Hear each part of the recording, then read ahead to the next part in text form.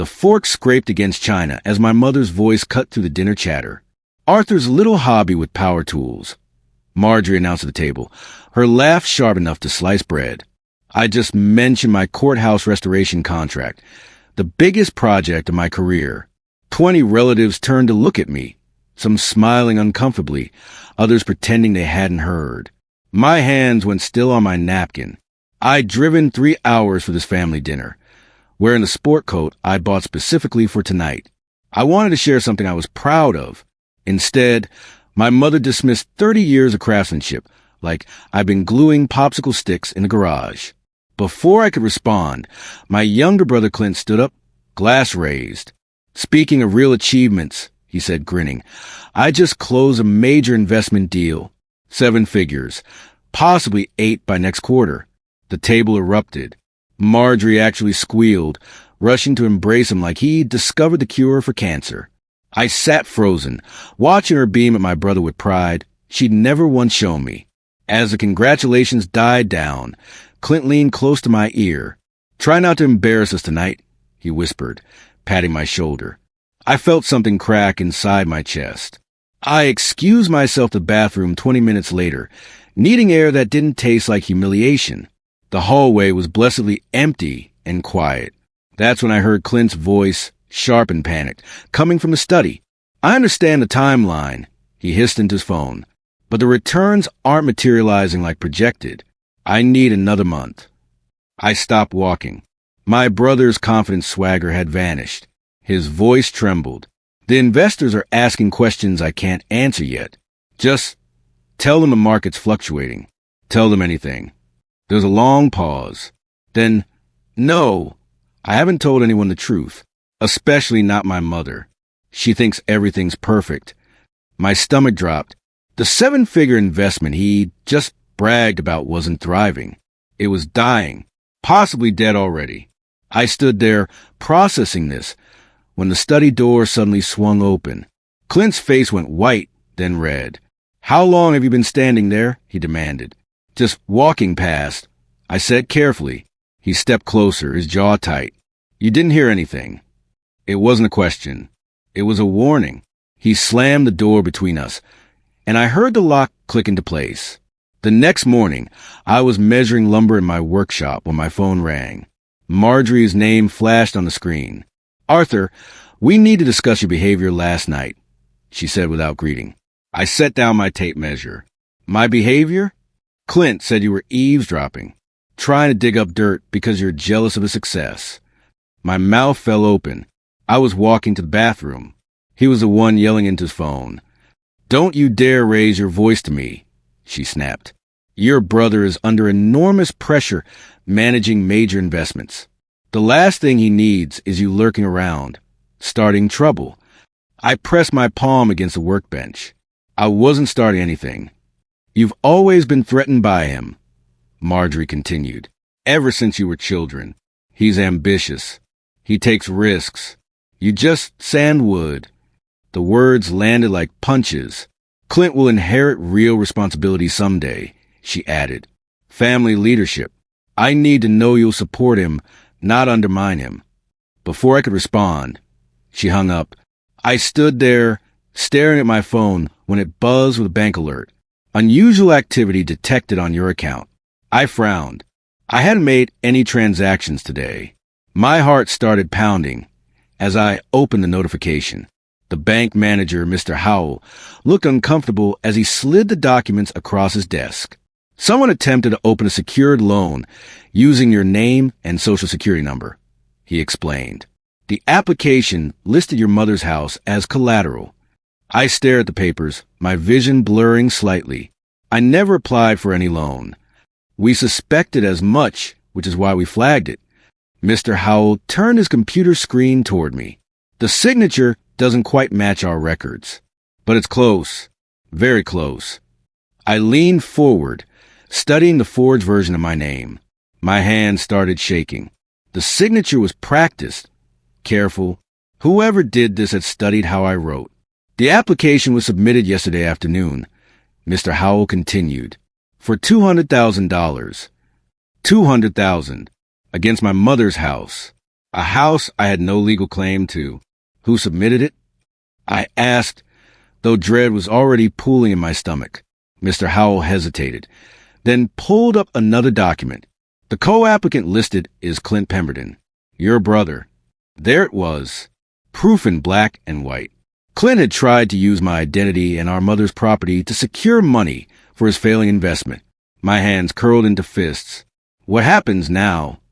We need you to file a fraud report, Mr. Howell said gently, and we'll need to contact the homeowner. I drove straight to Marjorie's house, the bank documents burning against my chest like hot coals. She answered the door in her gardening gloves, surprised to see me. Arthur, what are you doing here? We need to talk about Clint. Her expression immediately hardened. If this is more of your jealousy. He forged my signature. I interrupted, pulling out the loan application. He tried to take out a loan against your house using my name. Marjorie barely glanced at the papers. That's absurd. Clint would never do something like that. The bank has proof. They flagged it as fraud. Then the bank made a mistake, she said firmly. Or you're misunderstanding something. Clint is handling some complex financial matters right now. Maybe there was confusion about paperwork. I couldn't believe what I was hearing. He forged my signature. That's not confusion, that's a crime. Marjorie's face flushed with anger.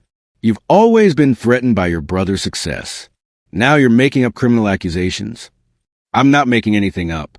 The bank. Enough. She held up her hand. I won't hear another word against Clint. He's under enough pressure without you inventing problems. Then she said something that made my blood run cold.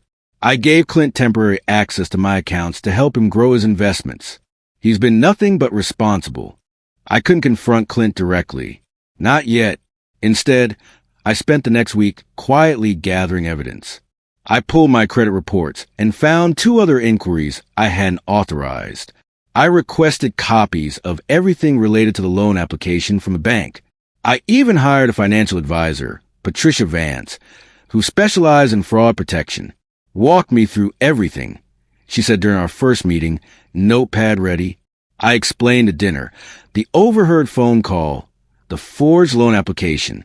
When I mentioned Marjorie giving Clint access to her accounts, Patricia's expression darkened. How long has he had that access? I don't know. Weeks? Maybe months.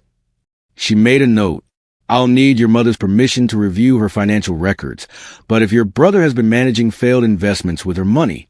She didn't finish the sentence. She didn't need to. Can you look into his investment company?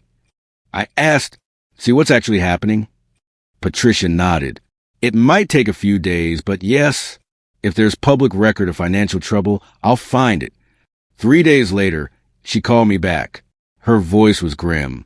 Arthur, we need to meet. Now.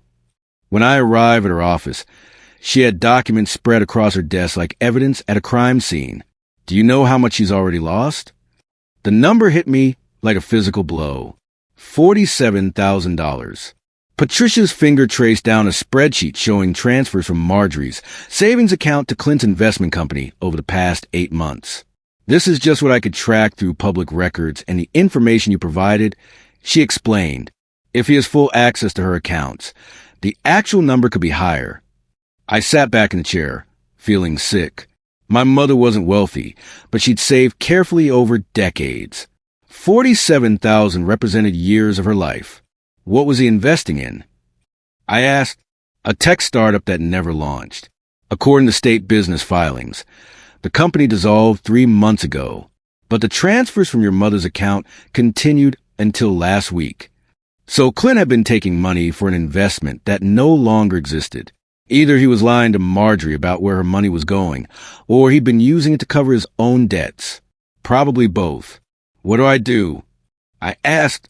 Patricia looked at me seriously. You're in a difficult position. Your mother has never protected you, Arthur. You'd be justified in walking away. I thought about that. About years of being the invisible son, the disappointment, the one whose achievements never mattered. But she doesn't deserve to be financially destroyed. I said quietly. Patricia nodded. Then we document everything and prepare for conversation. My phone buzzed. A voicemail from Clint. Hey, brother, we should talk.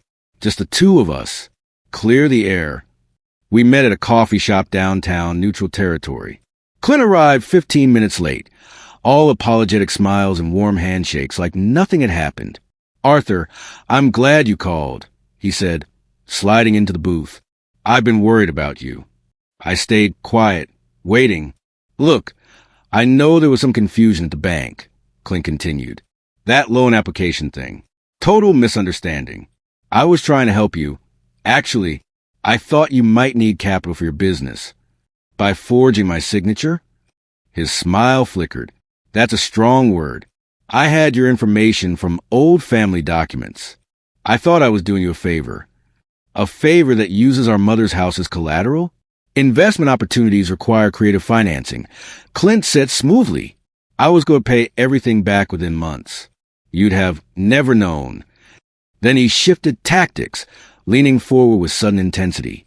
But Arthur, you going to bank? Flag in the application. You're sabotaging my ability to fix this. The investment just needs more time. What investment? I asked. The tech startup that dissolved 3 months ago. His face went pale, then red. You've been digging into my business? Your business that's draining our mother's savings? Clint's jaw clenched. She gave me that money freely. She believes in me. Does she know the company doesn't exist anymore? We stared at each other across the table. Finally, Clint stood up. You always do this. You can't stand seeing me succeed, so you tear everything down. Then he made his mistake. I'm meeting with Henderson tomorrow. The loan officer. We're going to straighten this out. Henderson, the loan officer's name. I'd never mentioned it to Clint. The only way he'd know Henderson's name was if he'd been the one who submitted the application. I called the bank as soon as Clint left. Mr. Henderson confirmed my suspicion. Yes. Mr. Pemberton called this morning asking about resubmitting the application with corrected information, he said.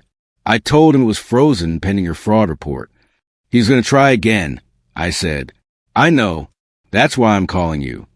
We scheduled a meeting for the following day. Henderson suggested I bring all my documentation and be prepared to make a formal statement. This is serious, Arthur, he said. Identity theft, attempted fraud using property that isn't his. If we proceed with charges, your brother could face criminal prosecution. I thought about Marjorie, about how she'd react, about years of being called jealous, dramatic, threatened, about being the son who never measured up. I'll be there, I said. The next morning, I arrived at the bank 30 minutes early. I had a folder an inch thick with documents, credit reports, forged signatures, copies of Clint's business filings, Patricia's financial analysis. Henderson reviewed everything carefully. Then he looked up at me. This is thorough, very thorough.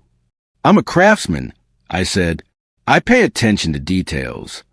He almost smiled. We'll need you present when we call him in. Can you do that? I was at my workbench sanding a piece of oak when my front door flew open. No knock, no warning. Marjorie stormed in like a hurricane, her face twisted with fury. How dare you, she hissed. How dare you try to destroy your brother? I set down the sandpaper carefully. I'm not trying to destroy anyone. The bank called. They're investigating Clint because of your accusations. Do you have any idea what this could do to his reputation? His career? He forged my signature and tried to steal from you. I said quietly. Steal? She laughed, harsh and bitter. He was making investments with my full permission. You're the one who's ruining everything because you can't stand that he's more successful than you. He's lost $47,000 of your money on a company that doesn't exist anymore. Marjorie blinked, but recovered quickly. Investments have risks. Clint explained everything to me. Sometimes the market fluctuates. There is no market. The company dissolved months ago. You don't understand business, she snapped. Then she looked around my workshop with unconcealed contempt. At the tools I'd spent decades mastering. At the courthouse blueprints pinned to my wall. At my life's work. You spent your whole life playing with wood, while Clint built something real. And now you're trying to tear him down out of spite. Her words landed like hammer blows. You owe us, she continued, voice rising. After all we've done for you, after all the support, the patience with your little hobby, you owe this family loyalty. Something inside me finally broke, not with anger, but with clarity. I don't owe you anything, I said. My voice was steady, calm, stronger than I'd ever heard it. Marjorie froze, shocked. What did you say? I said I don't owe you anything. Not my silence, not my loyalty, not my sacrifice. Arthur, I've spent my entire life trying to earn your approval. I continued, trying to make you proud, trying to matter to you, and nothing was ever enough. That's not. It is, I interrupted. Every achievement I've ever had, you dismissed. Every time I needed support, you weren't there. But Clint, everything he does is brilliant, even when he's lying to you and stealing your money. Marjorie's hands were shaking. She'd never heard me speak like this. No one had. I'm done apologizing for existing, I said. I'm done accepting scraps of attention.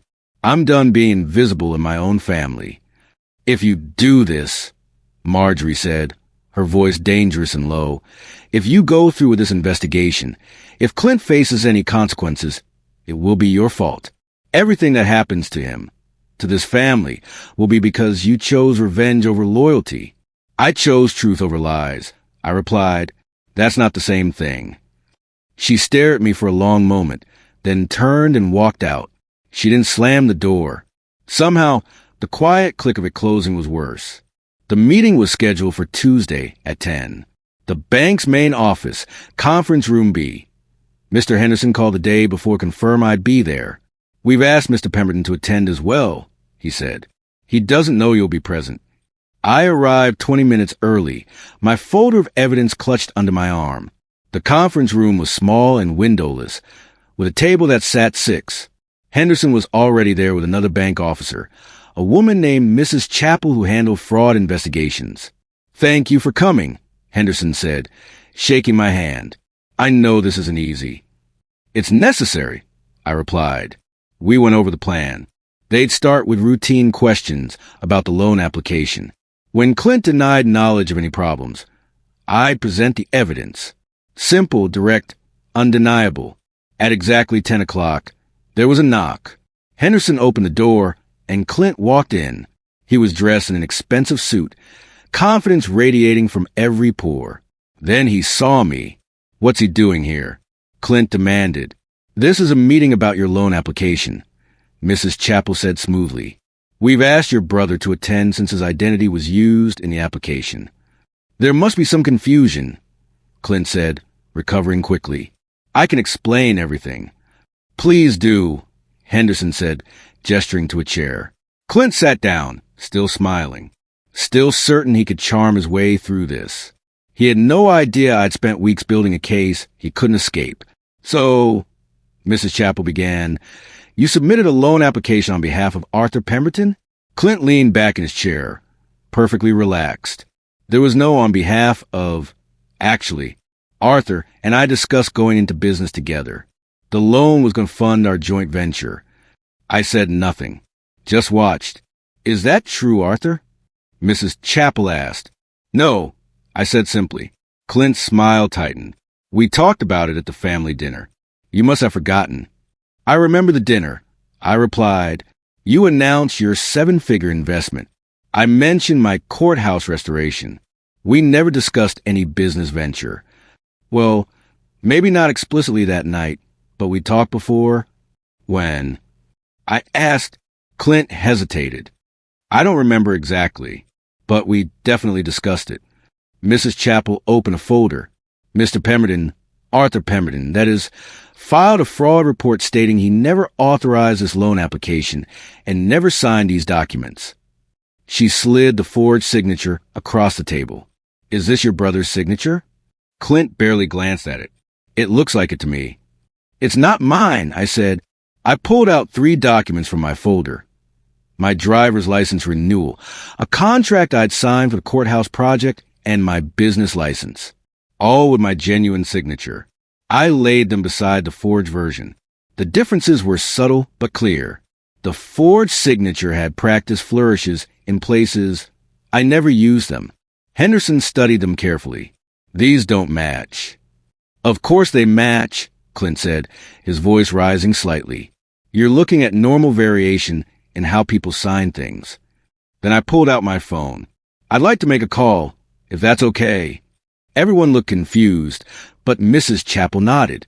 I dialed Marjorie's number and put it on speaker. Arthur? Marjorie's voice filled the small conference room. Why are you calling me? I'm at the bank, I said. With Clint. We're discussing the loan application. He filed using my name. There was a long pause. This is inappropriate. I'm not getting involved in your jealous vendetta.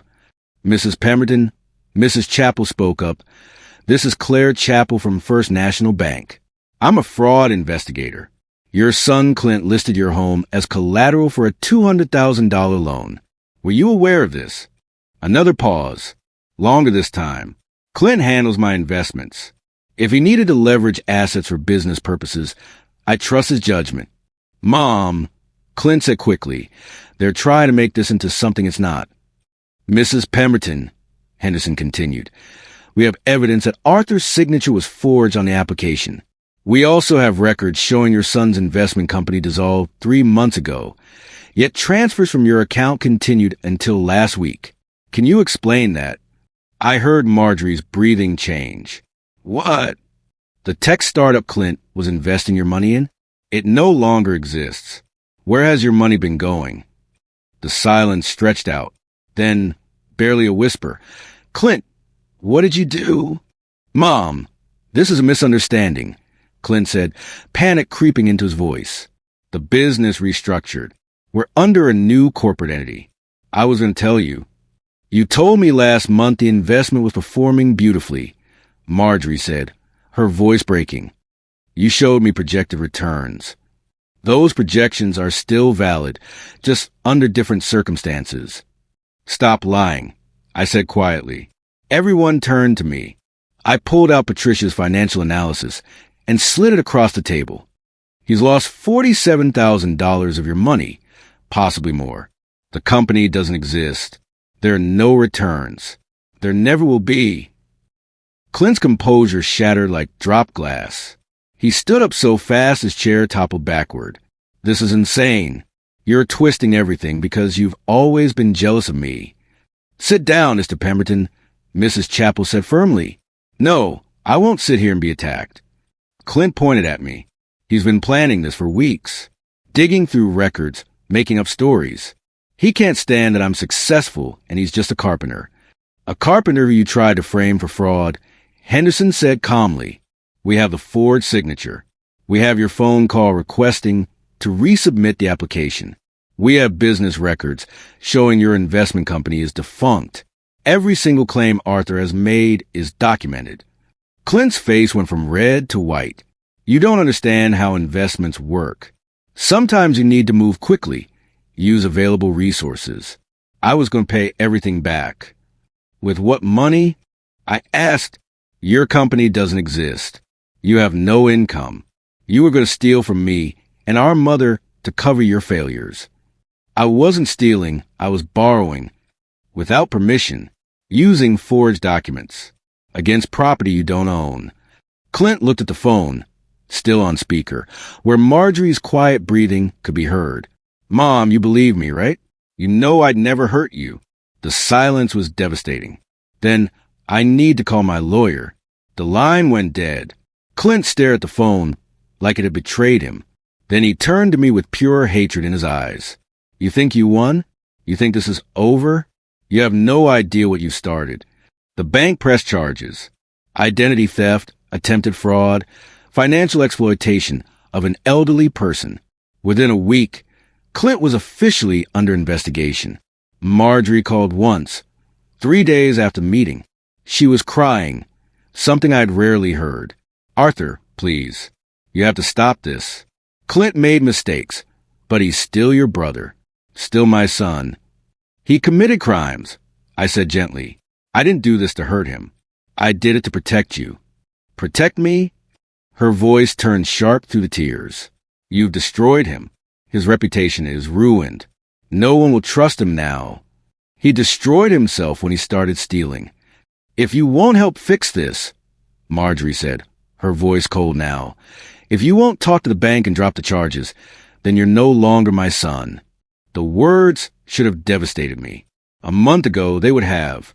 But standing in my workshop, surrounded by tools I'd mastered and projects I completed, I felt only a strange, quiet calm.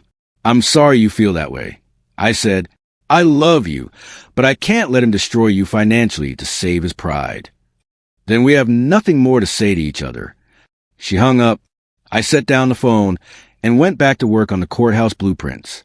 For the first time in my life, I understood something fundamental. I didn't need her love to live fully. I didn't need her approval to have worth. I was enough on my own. The courthouse project became my sanctuary. I threw myself into the restoration with focus I'd never experienced before. Every day, I arrived at dawn and worked until the sun set behind the old building's tower. The other craftsmen noticed a change in me. You seem lighter, said Frank, the electrician, one afternoon. Like something's been lifted. Maybe it has, I replied, running my hand along a restored oak beam. 2 weeks into the project, the town council president, Bernard Whitlock, pulled me aside. Arthur, I need to make you aware of something. My stomach dropped. What is it? We've received some calls about you. Someone claiming you're unreliable, that you've been involved in family legal troubles that might affect your ability to complete this project. I didn't need to guess who'd made those calls. What did you tell them? I told them I reviewed your work history, your references, and your progress on this project, all of which are exemplary. Bernard clapped my shoulder. Between you and me, whoever called sounded desperate and a bit unstable. It actually made us more confident in keeping you on. I felt relief wash over me. Marjorie's attempt to sabotage me had backfired. Thank you for telling me, I said. Thank you for being professional, Bernard replied. That's all we ask.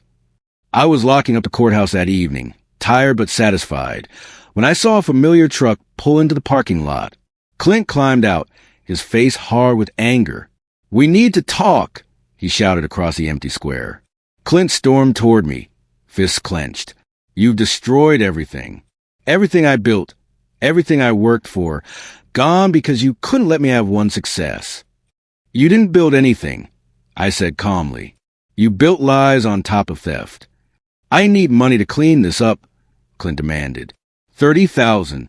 That's what my lawyer says I need for restitution and fees. You're to give it to me. I almost laughed. Why would I do that? Because I'm your brother. Because family helps family. You forged my signature. You tried to steal from me and our mother. You're not asking for help, Clint. You're trying to rob me again. His face twisted.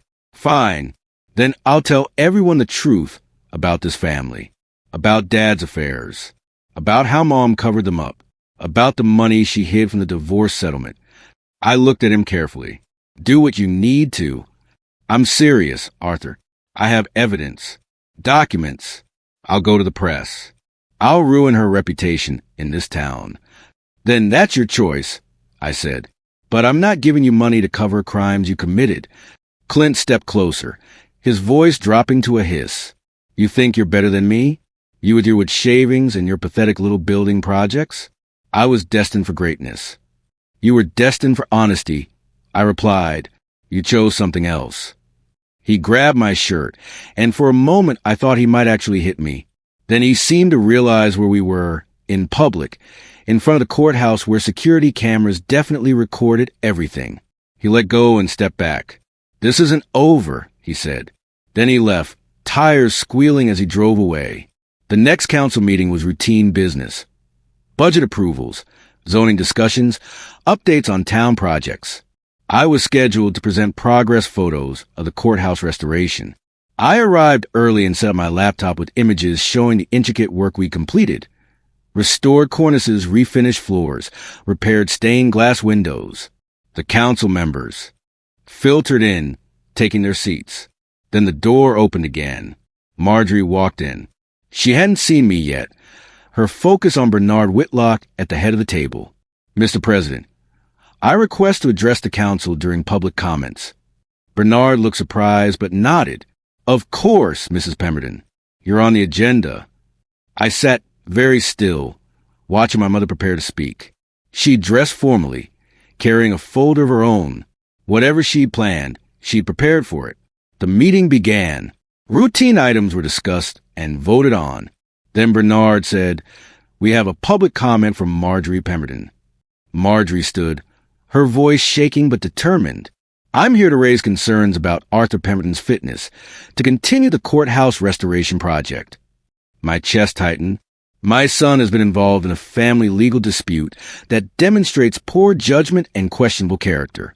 He's made false accusations against his brother, caused undue stress to our family, and shown himself to be vindictive and unreliable. The council members glanced at me. I kept my face neutral. Furthermore, Marjorie continued, The door banged open. Clint rushed in, his face flushed and frantic. "Mom, stop. Please stop." Everyone turned to stare at Clint. He looked terrible, his hair disheveled, his shirt wrinkled, like he hadn't slept in days. "Clint, what are you doing?" Marjorie hissed. "I'm trying to help you." "You need to leave," he said urgently.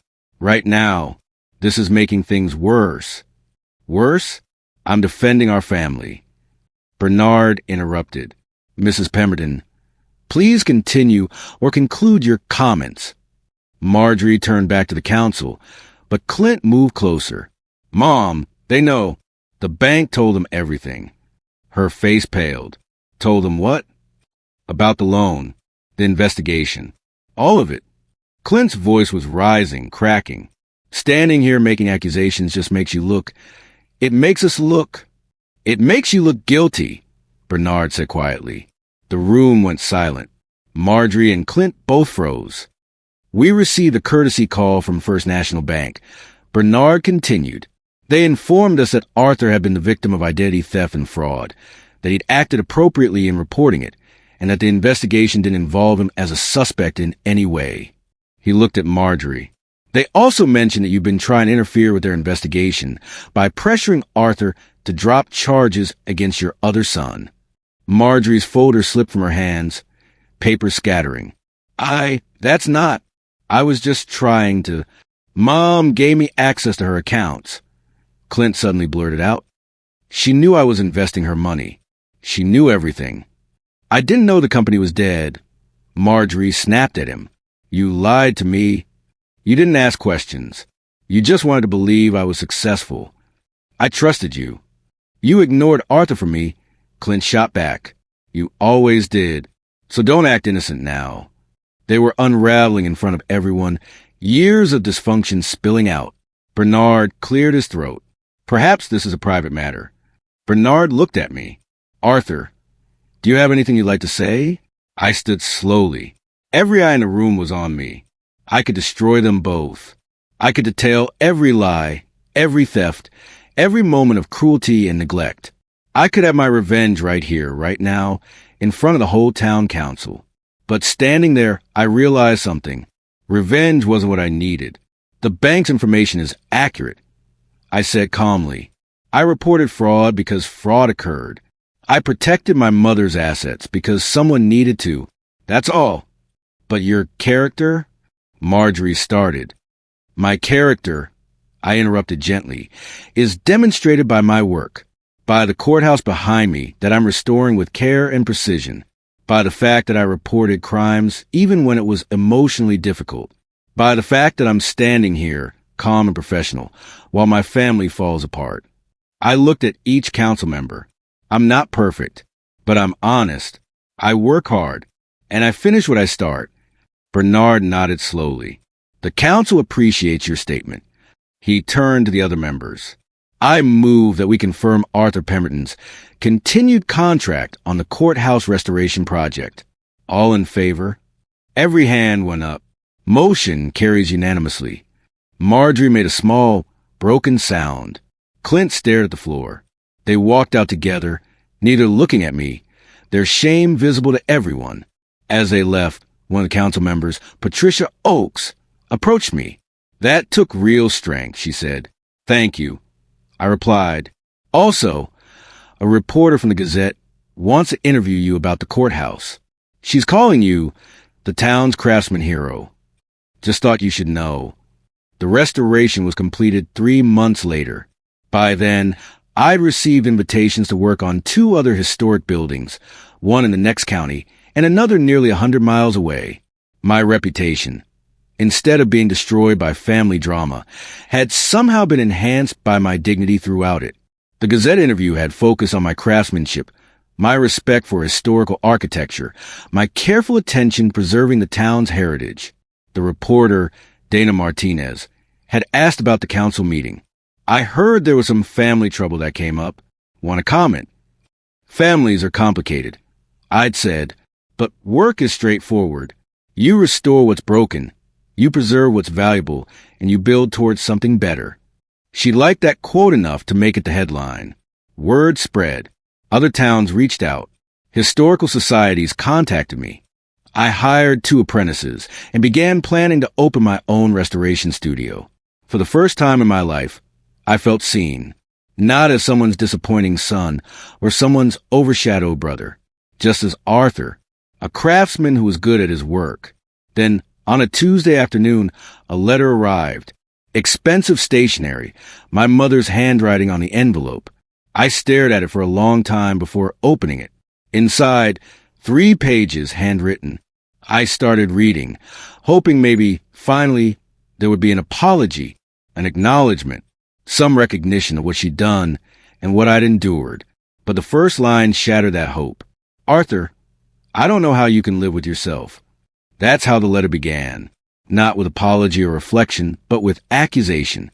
I kept reading. Each sentence a fresh cut.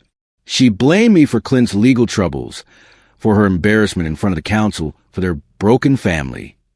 She said I'd been selfish my whole life, that I'd always put my needs above the family's needs, that I destroyed Clint's future out of petty jealousy, that she'd sacrificed so much for both her sons, only to be betrayed by one of them.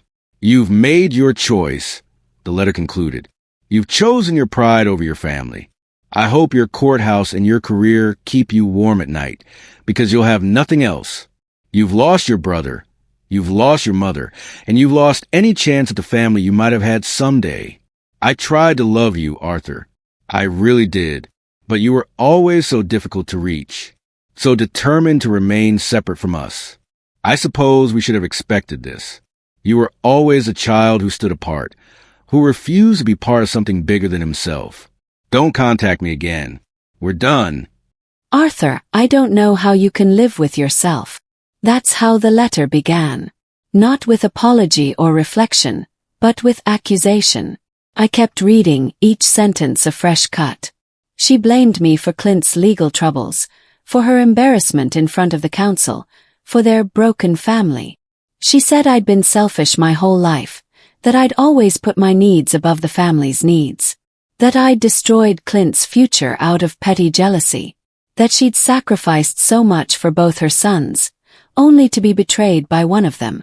You've made your choice, the letter concluded. You've chosen your pride over your family. I hope your courthouse and your career keep you warm at night, because you'll have nothing else. You've lost your brother, you've lost your mother, and you've lost any chance at the family you might have had someday. I tried to love you, Arthur. I really did.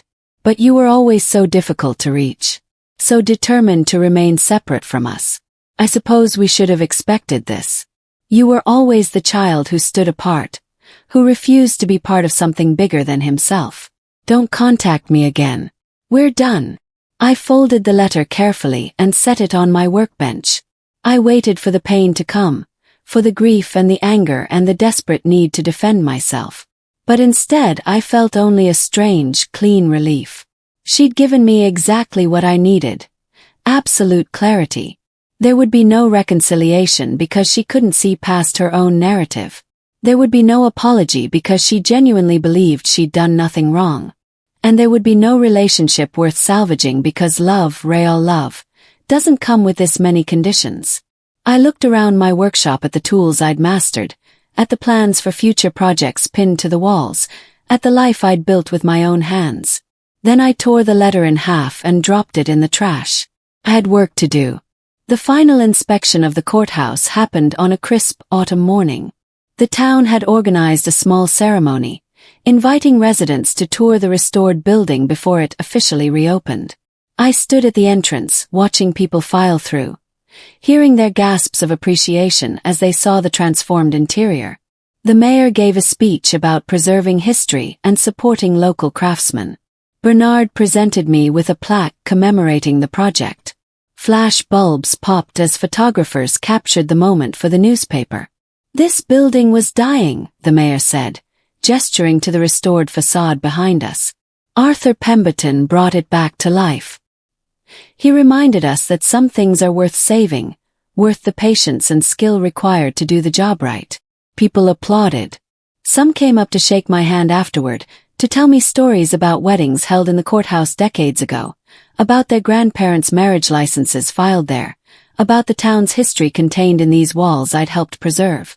Frank the electrician clapped me on the back. "You should be proud, man. This is legacy work." I nodded, feeling the weight and the lightness of that word. Legacy. Something that would outlast me, that would matter beyond my own small life. As the crowd thinned, Bernard approached with a thoughtful expression. "Arthur, what's next for you? You've got quite a reputation now. The work will keep coming." I looked at the courthouse, at the building I'd poured months of my life into, every detail perfect, every surface restored. "I'm going to open my own studio," I said. "Focus on restoration work. Maybe teach some apprentices." "Sounds good," Bernard said. "You've earned the right to choose your own path." I'd earned it. Not been given it, earned it. That made all the difference. 3 weeks later, I drove past Marjorie's house for the last time. I hadn't planned it. I was on my way to look at a potential studio space on the other side of town, and my route happened to take me down her street. The house looked smaller than I remembered, its paint peeling slightly, the garden overgrown. Clint's truck wasn't in the driveway. I'd heard through mutual acquaintances that he'd moved back home, unable to afford his own place after the legal fees. That he and Marjorie spent most of their time in angry silence, each blaming the other for their circumstances. I slowed down as I passed, not stopping, just looking. I thought I might feel something, sadness, anger, regret. But I felt only a distant, quiet gratitude. Gratitude that I'd survived. That I'd found the strength to walk away from people who diminished me, even when those people were supposed to love me most. Kept driving. The studio space was perfect. High ceilings, good light, room for workbenches and storage. I signed the lease that afternoon. 2 days later, I hired my first official employee, a young woman fresh out of trade school who reminded me of myself at that age. Talented, hungry to learn, overlooked by people who should have seen her potential. "I won't let you down," she promised on her first day. "I know," I said. "That's why I hired you." My phone rang as I was showing her around the studio. Another restoration offer. This time for a Victorian mansion 3 towns over. Life was moving forward and I was ready. I answered the call with confidence, negotiating terms, discussing timelines, being treated as the professional I'd always been. When I hung up, I caught my reflection in the window. I looked different somehow. Older, yes, but also stronger. More certain. Finally comfortable in my own skin. The woman who tried to make me feel small had only made me realize how much space I actually occupied in the world. And that space, I now understood, had always been mine to claim. I just needed to stop asking permission to stand in it.